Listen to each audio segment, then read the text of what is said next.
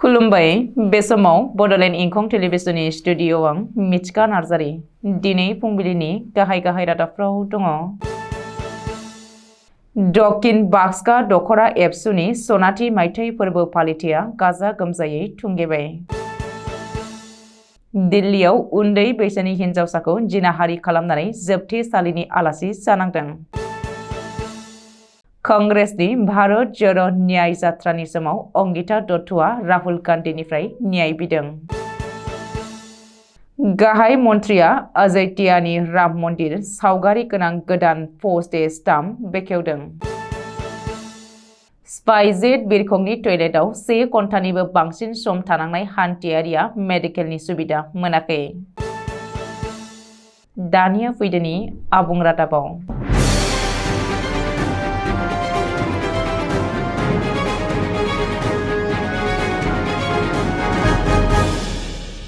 बाक्सा जिल्लानि बेन्दोंआव थानाय दक्षिण बाक्सा दखरा दुलाराय बर' फरायसा आफादनि सनाथि मायथाइ फोरबो फालिथाय आरो दखरानि 26थि 2 बोसोरारि जथुम्माया सानथामनि हाबाफारिजों गाजा गोमजायै खुंजाबाय।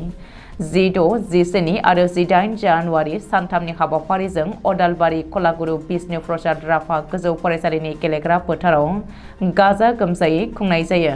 गेवलां मेलनि हाबाफारिखौ बिटिआर आयेन आफादनि बुंथिगिरि काथिराम बर'आ बेखेवनानै होयो। बे गेवलां मेलखौ बेखेवनानै दुलाराय बर' फरायसा आफादा बर' माहारि रैखाथि आरो जौगासारनायनि खामानि मावबोनाय, बर' माहारिनि खैफोदनि समाव गोख्रों खामानि मावबोनाय बाथ्राखौ फोरमायथियो। गेवलां मेलाव गाहाय आलासि महरै मिरु एबसुनि लोगो आफादगिरि खोरोमदाव औवारिया बुंथियो दि हारिनि थाखाय अरायबो सिनस्रि महरै गोख्रों खामानि मावबोनाय एबसुखौ माखासे सुबुंफोरा ससियेल मिडियाफोराव नंखाय बाखायै सोंखारिनायनिफ्राय जानगाराव थानो गोख्रों रावजों खावलायदों। बेजों लोगोसेनो हाग्रामा महिलारिया बिटिसि गोरोबथानि समाव एबसुआ मदद होआखै होननाय बाथ्राखौ नेवसिगारो मिरु एबसुनि लोगो आफादगिरि खोरोमदाव औवारिया। बिटिसि गोरोबथाखौ बरायनानै मान होनानै बेखौ आबुङै 6 शेड्युल खालामनो थाखाय एबसु आरो बिएलटिनि गेजेराव जथायै खामानि मावदोंमोन होननानै बुंथियो। दक्षिण बाक्सा दखरा एबसुनि सनाथि मायथाइ फोरबो फालिथाय समाव बिटिआर मावफुं सोद्रोमा राकेश ब्रह्म, बाक्सा जिल्ला एबसुनि आफादगिरि उमेश दैमारि, खुदिया थुनलाइ बान्था मोनगिरि देवबार रामसियारि, मिरु बर' थुनलाइ आफादनि सोद्रोमा शरत चन्द्र रामसियारि बिथांमोनजों लोगोसेनो गोबां आलासिफोरा बाहागो लादोंमोन। दिल्लीनि बुरारि ओनसोलाव गावनि फिसाजोखौनो जिनाहारि खालामनानै जोबथेसालिनि आलासि जानांदों सासे लंफदा। खामानि हिसाबै गारिनि ड्राइभार मावनाय अंकित जादव मुंनि सासे सुबुङा थांनाय जुलाइ 2023निफ्रायनो फिसाजोखौनो जिनाहारि खालामबोनानै बृहस्पतिबारखालि दिल्ली पुलिसजों हमजादों।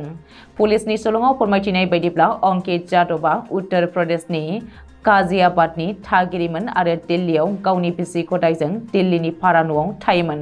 अदेबानि जिनाहारि खालामजानाय उन्दै हिनजावसाया बिसि गथाया गावजों लोगोसे लाबोफानाय एबा अंकित जादवनि असे फिसाजो नङामोन। बेनि हेंथायै बिसि गथायनि एजाहार होनायाव पुलिसआ पक्स' आयेननि असिलाजों लंपट अंकित जादवखौ एरेस्ट खालामो।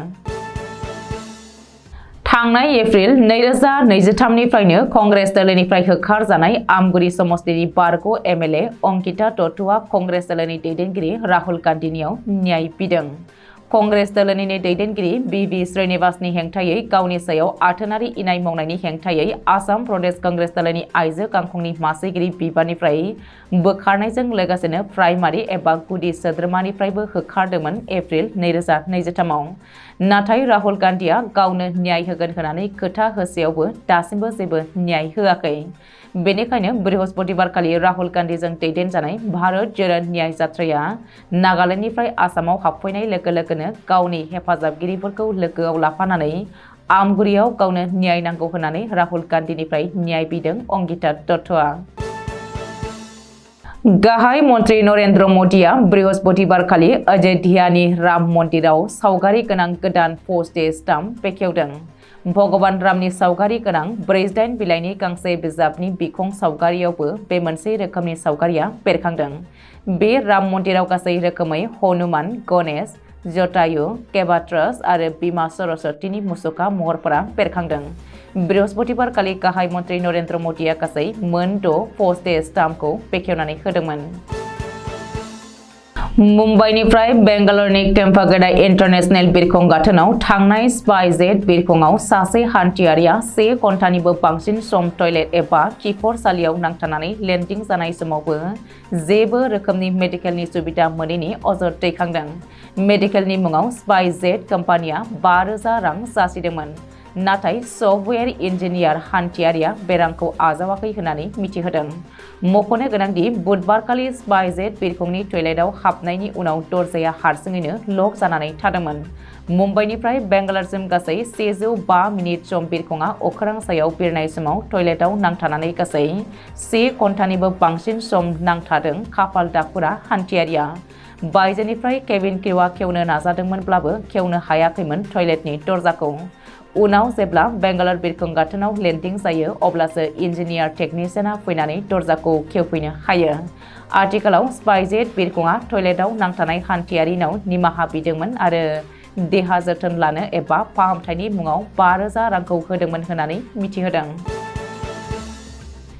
दिनै फुंबिलिनि रादाबा एसेनोसै। गोजोन्थों।